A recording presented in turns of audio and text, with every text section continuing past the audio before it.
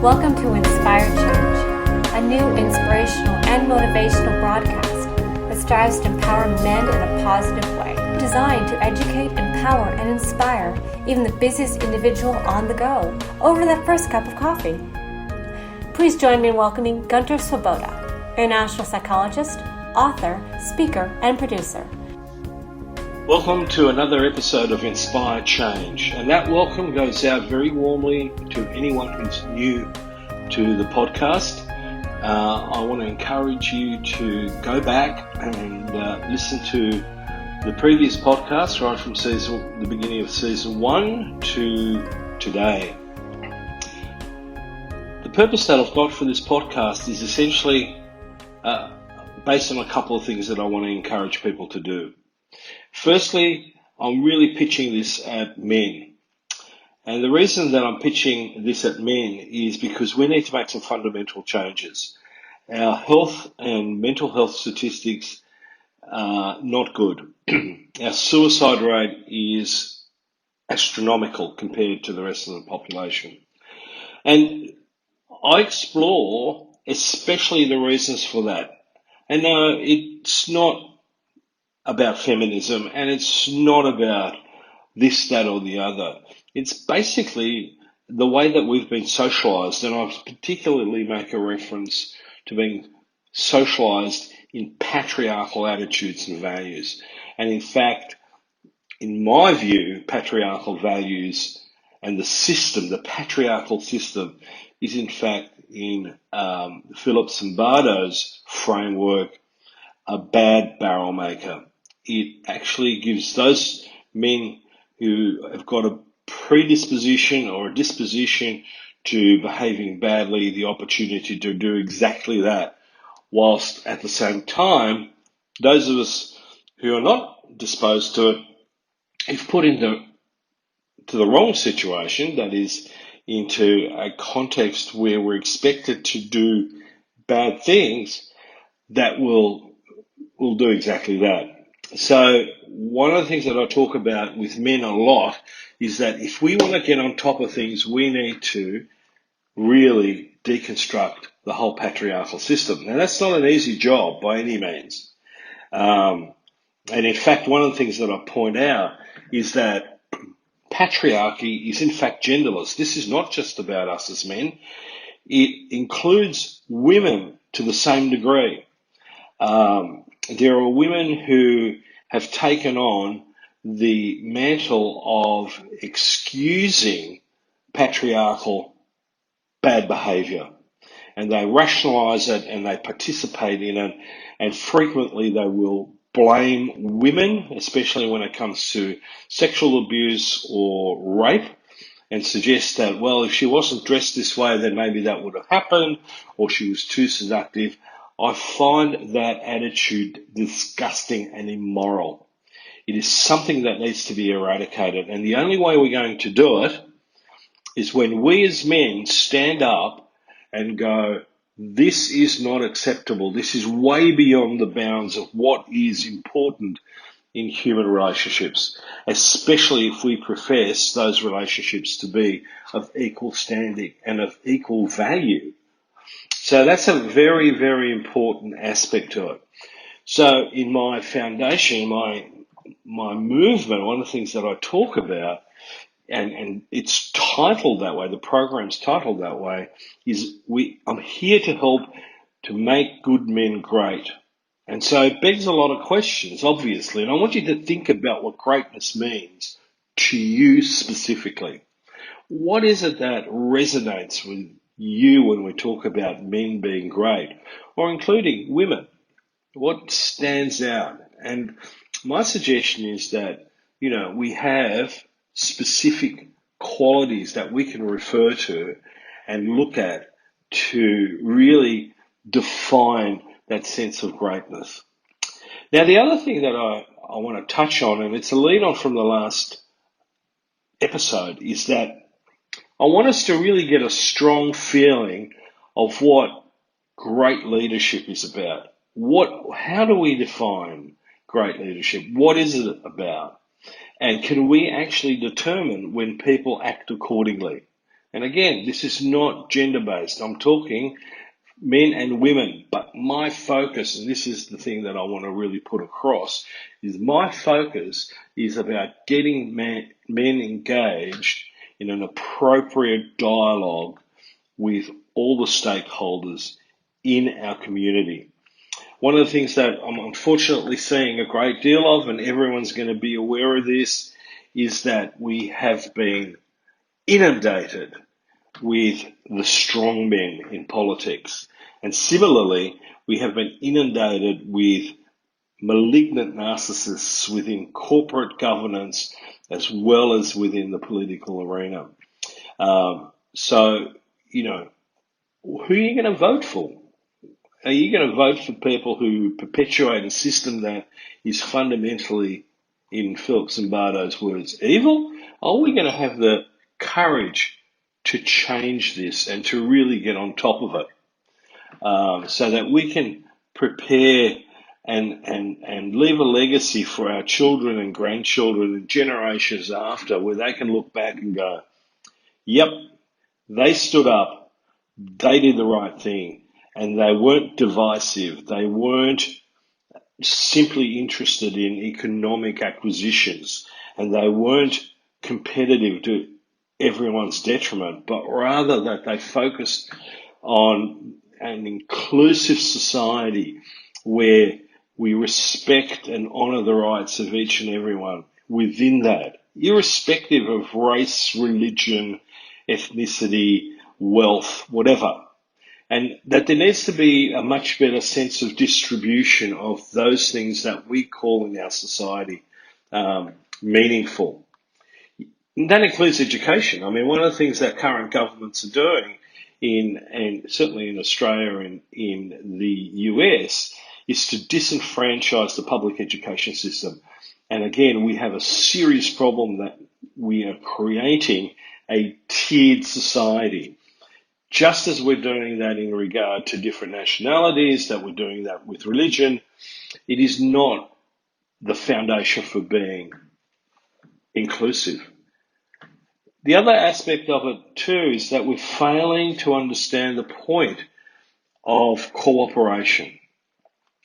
As I keep pointing out, human beings are successful, as we are, because we very early on in the piece learned how to cooperate. Competition was not the key factor. That became a factor later, especially during the times of the emergence of the agricultural revolution and then into feudalism and to monarchies and so on. And if we look at the history, fundamentally, most of human history is about families fighting each other. Especially, a good example of that is World War I. So again, one of the things that I want to look at is how can we move into the 21st century with a sense of a greater feeling and empathy for humanity as a whole, not just for chunks of it. And we have fundamentally the resources to do all that. So let me talk a little bit about what I consider in my framework in making good men great, 8 characteristics of great men. So the first one that I talk about is a great man has a noble life purpose achieved through blood, sweat and tears and not platitudes. Now that starts off in childhood, not perhaps the noble purpose, but the capacity to learn to be disciplined, like make your bed. That's a simple task, and if we do it every day, that level of discipline develops. One of the reasons why it develops is because as we get older, we can reflect on the fact that I do the simple things, and from the simple things, big things grow. It's an important factor in my socialization and my development as a human being. It's going to give me essentially a backbone. If I rely on others to do the things that I can do for myself and let them do them for me, there is no growth on a personal level. So a hint for dads, don't do for your son what he can do for himself. Let him learn. Let him make mistakes. Let him get his hands dirty in making, errors, making mistakes. He'll learn, and he'll become a better man for it. So the noble purpose as an adult is going from being I-centric to sociocentric. I want us to think in the bigger picture. Unfortunately, our political system and our corporate systems have been seduced by utilitarianism, which is Ayn Rand's little baby and fundamentally one of the neocons' sort of gods. She promoted that essentially, it's all about a meritocracy. But the reality is we don't have a meritocracy. By and large, a lot of what happens in politics and in corporations and society is about who you know, not what you know. And I know that sounds very critical, but look at it. Examine the system you're living in. Look at where it truly is a meritocracy and where it is more about, the results of an oligarchy or, nepotism. The noble purpose encompasses all of us. It is inclusive by definition. And it is a vision, a purpose for sustainable coexistence.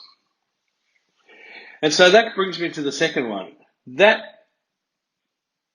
issue of a good man having a noble purpose is actually a powerful vision for a better life for yourself and for others. Now, obviously, I'm always reminded of the airplane safety demo where, if the cabin pressure drops, the oxygen mask drops down, and the first thing you do is you put it on yourself and not the kid or the person next to you, because in order to be helpful, you need to have your act together to be able to help. This is no different. So my challenge in growth and inspiring change is that put your house in order. Think about who you are. Reflect on your values, your attitudes, your behavior. Test them. Are they truly part of the new masculine, which is to be inclusive, to be democratic, to be distributive, to be cooperative? Also, and this is really, really important, a great man has the emotional courage to step up. Now, unfortunately in Australia, we've seen politicians stumble in this regard big time. We had a Prime Minister who chose to leave the country on a holiday when the country was in flames. I can't say that I really can respect that. It's a dereliction of duty in my book. His place was at the head of the government to deal with the crisis at hand, and he did not do that. But it also applies in smaller things. The courage when you're feeling badly treated to be able to step up, and no matter how scary it is to go, I'm not okay with that. You need to change your attitude or your behavior towards me and be more respectful. The other one is a great man is prepared to be emotionally vulnerable. And that is particularly relevant in relationships. Open yourself up. Don't be armoured. Armour does not go down well in a bedroom. We need to be, in a sense, emotionally bare. We need to be able to express our feelings with a broader language rather than just good or bad or yes, no. Don't be scared of your partner. She might be angry with you and she may disagree, but explore what that's about and how the two of you can come to understand each other better. The same with your children. As a parent, you're bound to make mistakes. It doesn't hurt to say to a kid, listen, I'm sorry, but that was my call. I know you're upset with me, but we'll work that out. So emotional vulnerability is a strength, and it's a powerful strength. In fact, it's a superpower. A great man is also humble and he self-reflects. Unfortunately, in our current atmosphere, a lot of people choose not to do that. And the way that it comes out is they don't hold themselves accountable, and they show very little personal responsibility. They blame. Also, a great man lives in alignment with himself and in relation to the world and those in it. One of the problems with patriarchal socialization and the ideology as a whole is that it's based on ownership. So I can't be in alignment. I can't be in flow with my environment. Again, I find it always really fascinating that the more patriarchal men are, the less likely they are to experience a sense of being part of the greater whole, being part of nature, being part of the ecosystem. They want to dominate and control it just the way that they want to dominate and control women and children too. And so this is significantly important. The next one is that a great man exercises empathy. I am always, and this is part of my job, at the point of really trying to understand the other person's universe, the other person's world, both outer and inner world. And so I put myself into their shoes. And that's essentially what empathy is. But also, at times, be very clear about stepping out of that and presenting a different reality. Most people in a relationship aren't against each other. They do want to understand each other, and this is where empathy is fundamentally important. Finally, a great man has self-confidence independent of other people's approval. Now, this is the one area where I could spend 2 or 3 podcasts on, and especially at the starting point of our sense of, I'm only worthwhile if other people like me, approve of me, or love me. And it's a completely irrational idea. You need to be okay in your relationship with yourself when you live in accordance with your values, with the milestones that you have set for your life and those people who are in it. There's no point seeking other people's approval. You will only become a slave to a very, very divergent group that you will never be able to satisfy. So be yourself and take it from there. So these are the 8 characteristics of great men that I work with. And they have permutations, and I'm open to others. In the next podcast, one of the things that I want to do is come back to how does a great man lead? And in the last podcast, we talked about the issue of forming great relationships and being a great communicator. And so in the next podcast, what I want to talk about is how you do that in practice, and especially how do I establish trust. Challenge from me to you for this particular episode is think about this, reflect on it, reflect on the 8 characteristics and see how much of that you are actually living by. It's all about a little bit of blood, a little bit of sweat and a few tears, but it's good and it'll be great when you change. So until next time, have a good week. Take care. Thank you, Gunter, and thank you to our listeners. Inspired Change with Gunter Swoboda. Please join us every Wednesday for a new broadcast by visiting www.spreaker.com/show/inspire-change, which will feature all the ways you can listen. If you have comments or suggestions, email producer@studio3hollywood.net. Thank you and have an inspiring day.